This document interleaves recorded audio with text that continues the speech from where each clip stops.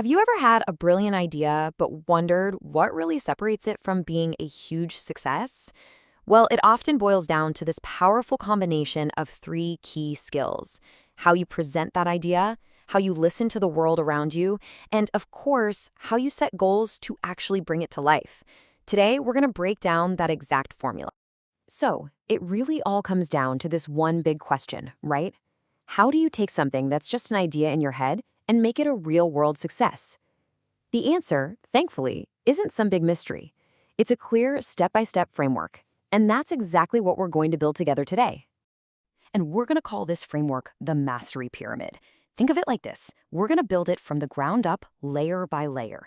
Each layer is a core skill that builds directly on the one before it, starting with a really solid foundation. Okay, let's start at the very bottom, the base of our pyramid, presenting with power.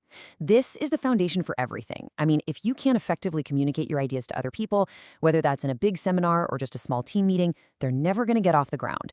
This is all about communicating outward. At its heart, a really powerful presentation is just great storytelling, and it usually follows this simple three-part structure. First up, you have the hook. You've got to grab their attention right away. Then you deliver the core message, your key takeaway. This part lands with so much more impact when you use relatable, maybe even emotional examples. And finally, the call to action. You tell your audience exactly what to do next. That's what turns them from just passive listeners into active participants. Now, these three rules for slide design seem super simple, but wow, they are so often overlooked. You have to remember, your slides are your backup singers. They are not the main event. A clean, uncluttered design with strong visuals helps drive your points home. But the most important thing, limit your text. Seriously, if your audience is busy reading paragraphs on a slide, guess what? They're not listening to you. And that brings us to something that is absolutely crucial. A presentation should never, ever be a monologue. It's gotta be a conversation.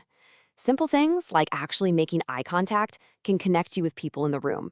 And asking questions, that completely transforms your audience from just passive observers into active participants. You're trying to create a shared experience here, not just dump a bunch of information.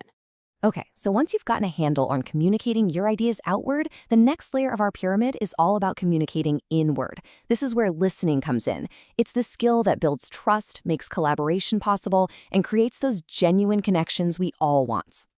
It is so important to get this. Hearing and listening are not the same thing, not even close. Hearing is passive. It's just sound waves hitting your ears, completely accidental. But listening is an active skill. It takes focus, it takes intention, and yeah, it takes effort. The difference might seem subtle, but really getting it can prevent so many misunderstandings. And get this, listening isn't a one-size-fits-all kind of deal. Different situations call for different approaches. You've got active listening, right? That's when you're trying to really understand and retain info, like in a lecture. Then there's empathic listening, which is all about connecting with a friend's feelings. Critical listening is what you use when you need to analyze an argument. And then there's appreciative listening. That's just for pure enjoyment, like getting lost in a great song or a really powerful speech. All right, we have made it to the top, the peak of our mastery pyramid. You've learned how to communicate your ideas out to the world and how to listen to others. The final and maybe most important step is to communicate effectively with yourself. This is where you set your own direction and really build that inner motivation. And the best tool for this job, hands down, is the SMART Goals framework. It's a system designed to take those big ambitions you have and turn them into clear, actionable objectives. This isn't just about wishing for something. It's about creating a concrete plan to actually go out and get it. So, what exactly makes a goal SMART? Let's break it down. First, it has to be specific. No room for confusion. It needs to be measurable, so you know exactly when you've crossed the finish line. It has to be achievable. You want to stretch yourself, for sure, but not set yourself up for failure. It should be relevant, meaning it actually matters to your bigger life goals. And finally, it must be time-bound. Nothing creates focus like a deadline. Let's make this super real with a common example, like a school assignment. A vague goal is, I want to do well on my paper. Okay, but a SMART goal is, I will complete a 10-page research paper on topic X, get an A grade, and turn it in by December 15th.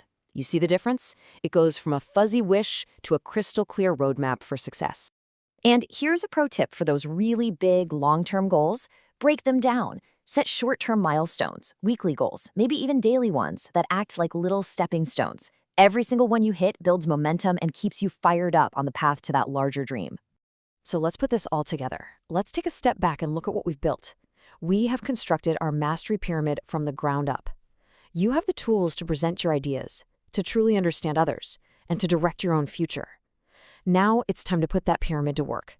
Because the real magic here isn't about being great at just one of these skills. It's about how they all work together. You present your vision, you actively listen to the feedback you get, and then you use that feedback to set even smarter, more informed goals. It's this powerful cycle where each skill makes the others even stronger. So we started this whole thing by asking how you turn an idea into a success. Well, this is the answer. This isn't some abstract theory. It's a practical path forward. By mastering how you present, how you listen, and how you set goals, you're not just learning skills, you're building the very engine that will turn your dreams into your reality.